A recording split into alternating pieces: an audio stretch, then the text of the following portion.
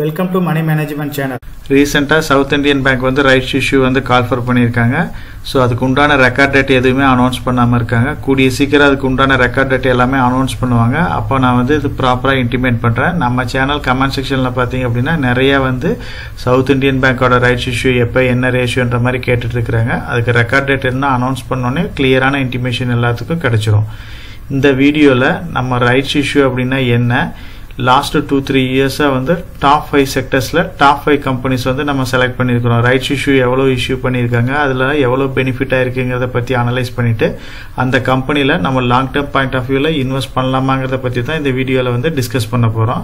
Rights issue அப்படின்னா இது வந்து ஒரு கார்பரேட் ஆக்ஷன், அதாவது ஸ்டாக் ஸ்பிளிட் ஆகட்டும், போனஸ், இந்த மாதிரி எப்படி வந்து கம்பெனி அனௌன்ஸ் பண்ணுறாங்களோ அந்த மாதிரி ஒரு கார்பரேட் ஆக்ஷன்ஸ் தான் வந்து ரைட்ஸ் இஷ்யூ அப்படின்னு நம்ம சொல்கிறோம்.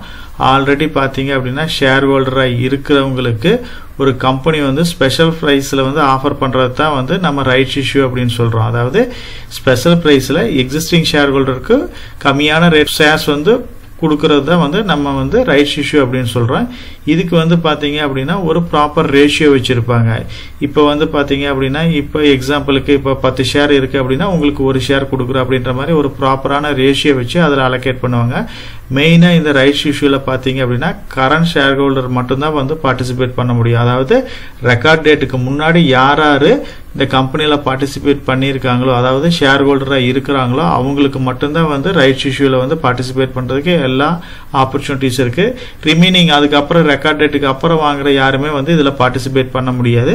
ஸ்பெஷலான ஒரு இது அப்படின்னு பார்த்தீங்கன்னா டிஸ்கவுண்ட் ப்ரைஸில் வந்து நமக்கு வந்து ஸ்டாக்ஸ் வந்து ரேஷியோ பிரகாரம் கிடைக்கும். இந்த ரைட்ஸ் இஷ்யூவில் நம்ம பார்ட்டிசிபேட் பண்ணல அப்படின்னா மேபி இந்த அலாட்மெண்ட் முடிஞ்சதுக்கு அப்புறம் ஸ்டாக்ல வந்து கொஞ்சம் செல்லிங் ப்ரெஷர் வந்துச்சு அப்படின்னா பிரைஸ் வந்து கொஞ்சம் டவுன் ஆகிறதுக்கு வாய்ப்பு இருக்கு. அதனால வந்து எல்லாருமே ரைட்ஸ் இஷ்யூல பார்ட்டிசிபேட் பண்ணுங்க. அதை ரிஜெக்ட் பண்ணீங்க அப்படின்னா உங்களோட ஷேர் பிரைஸ் வந்து ஃபால் ஆகிறதுக்கு நிறைய வாய்ப்பு இருக்கு.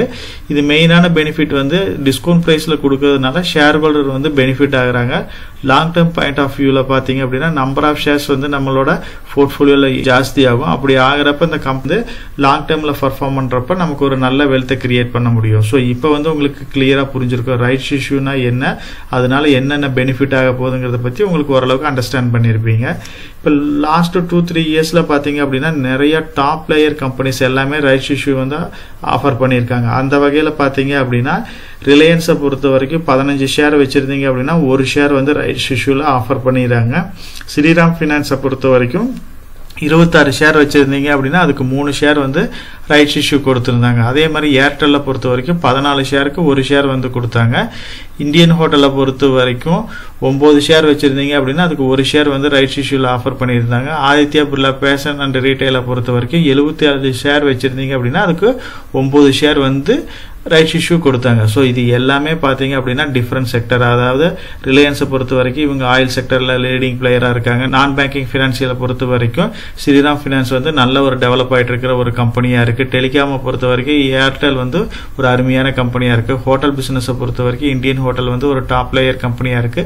ரீட்டைலை பொறுத்த வரைக்கும் ஆதித்யா பேஷன் டிசைன் வந்து ஒரு டாப் லேயர் கம்பெனிஸாக இருக்கு. இது எல்லாமே வந்து லாங் டேர்ம்ல டெஃபினட்டா நம்மளோட போர்ட்ஃபோலியோல இருக்க வேண்டிய ஒரு ஸ்டாக்ஸாக தான் இருக்கு. இப்போ நம்ம இந்த ரைட்ஸ் இஷ்யூ ஆஃபர் பண்ணியிருக்கிற கம்பெனிஸ் அதாவது என்ன பிரீமியம்ல ஆஃபர் பண்ணியிருக்காங்க, இப்போ வந்து இதை கன்சிடர் பண்ணலாமான்னு இப்போ அனலைஸ் பண்ணலாம்.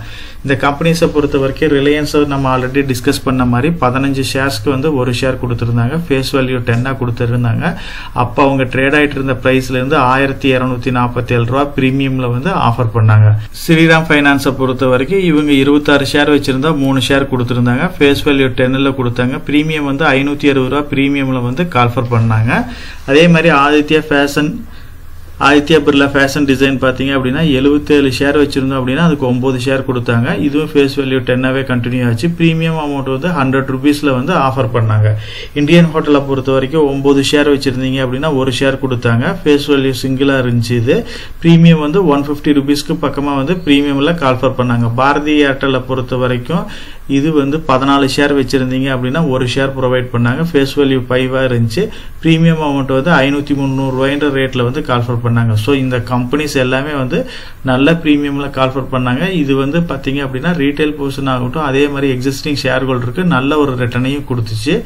இப்போ நம்ம டிஸ்கஸ் பண்ண ஸ்டாக்ஸ்ல இருந்து ஆல்ரெடி ரிலையன்ஸ் ஸ்டாக்கை பத்தி நம்ம டீட்டெயிலாவே டிஸ்கஸ் பண்ணியிருக்கோம். ஐபிஎல்ல பார்ட்டிசிபேட் பண்ணது முதற்கொண்டு, அதுக்கப்புறம் ரிலையன்ஸை பொறுத்த வரைக்கும் அவங்க க்ரூட் ஆயில் எல்லாமே வந்து ரஷ்யா ஆகட்டும் அதர் கண்ட்ரிஸ்கிட்ட வந்து ஆஃபர் பிரைஸ்ல பை பண்ணது, அதுக்கப்புறம் ஜியோவோட இம்ப்ரூவ்மெண்ட், ரீட்டைலோட இம்ப்ரூவ்மெண்ட், இது எல்லாமே கண்டினியூஸா நம்ம டிஸ்கஸ் பண்ணியிருந்தோம்.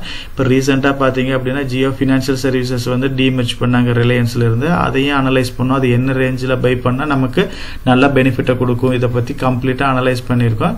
நம்ம சேனல்ல ரிலையன்ஸ் ஸ்டாக்கை வந்து லாங் டேர்ம் பாயிண்ட் ஆஃப் வியூல டெஃபினட்டா கன்சிடர் பண்ணணும்னு அட்ராக்டிவான பிரைஸ்ல 1500 600 அந்த ரேஞ்சில இருந்து நம்ம டிஸ்கஸ் பண்ணிட்டு இருக்கோம். இப்போ ஒரு நல்ல ரிட்டர்னையும் கொடுத்துருக்கு. அது இல்லாம ஜியோ ஃபினான்ஷியல் சர்வீசஸோட டீமெர்ஜரும் வந்து நமக்கு ஒரு அட்ராக்டிவான பிரைஸ்ல பை பண்ணதுனால இப்போ ஒரு நல்ல ரிட்டர்னை கொடுத்துருக்கு. அதே மாதிரி ரிமைனிங் ஸ்டாக்ஸை பொறுத்த வரைக்கும் நான் பேங்கிங் ஃபினான்ஸில் வந்து ஸ்ரீராம் ஃபைனான்ஸ் வந்து ஒரு முக்கியமான கம்பெனியாக இருக்குது. பஜாஜ் ஃபின்சர்வுக்கு அப்புறம் ஜியோ இருக்குது. ஜியோவுக்கு அப்புறம் பார்த்தீங்க அப்படின்னா இவங்க வந்து டாப் லேயர் கம்பெனிஸில் வந்துடுறாங்க. அது இல்லாமல் இது தமிழ்நாடு பேஸாக இருக்கிற ஒரு கம்பெனியாக இருக்குது.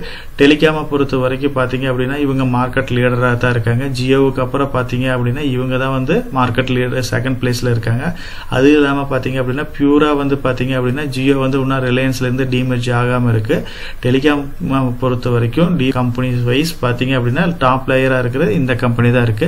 ஹோட்டல் பிசினஸை பொறுத்த வரைக்கும் டாடா குரூப்ல இருக்கிற ஒரு முக்கியமான கம்பெனி இந்தியன் ஹோட்டலா இருக்கு. இதுவுமே வந்து மார்க்கெட் லீடரா இருக்கிறாங்க.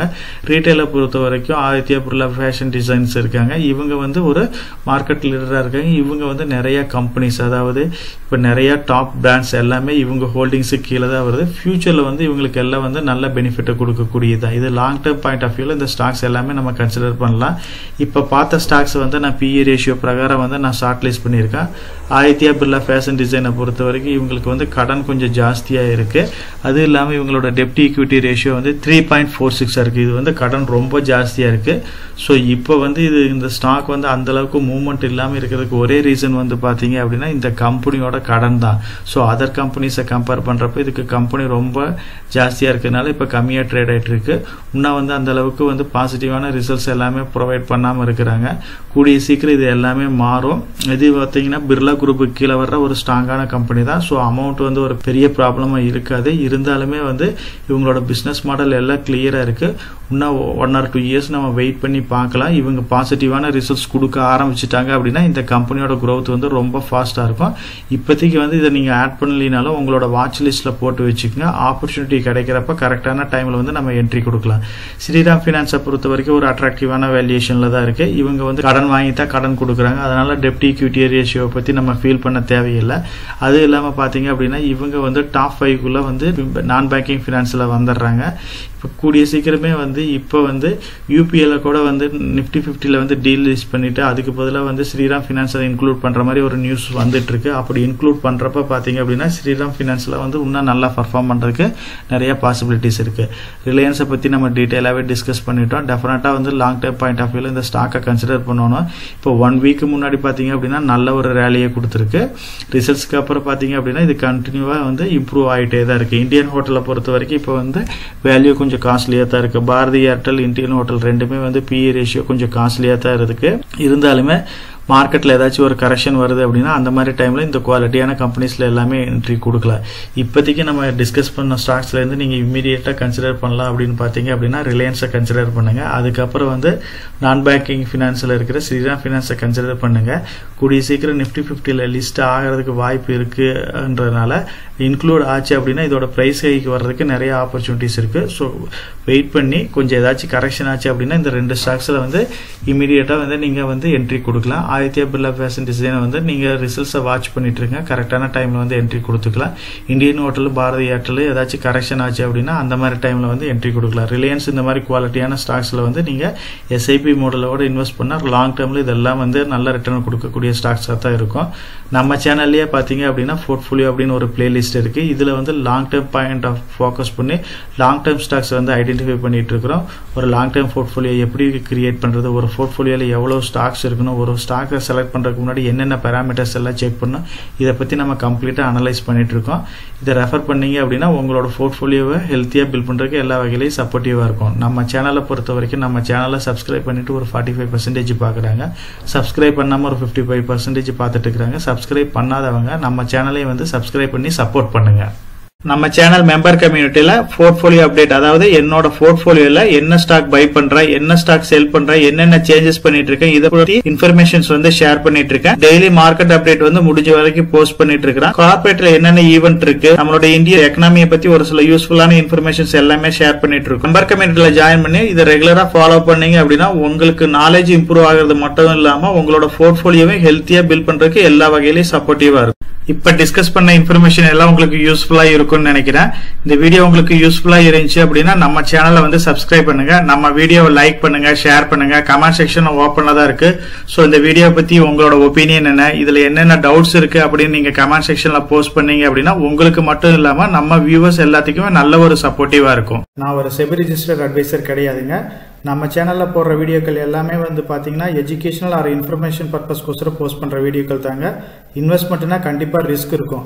அதனால நீங்கள் உங்கள் ஃபினான்ஷியல் அட்வைசர்கிட்ட டிஸ்கஸ் பண்ணியோ இல்லை நீங்களா ஓன் டிசிஷன் எடுத்தோ இன்வெஸ்ட் பண்ணுங்கள்.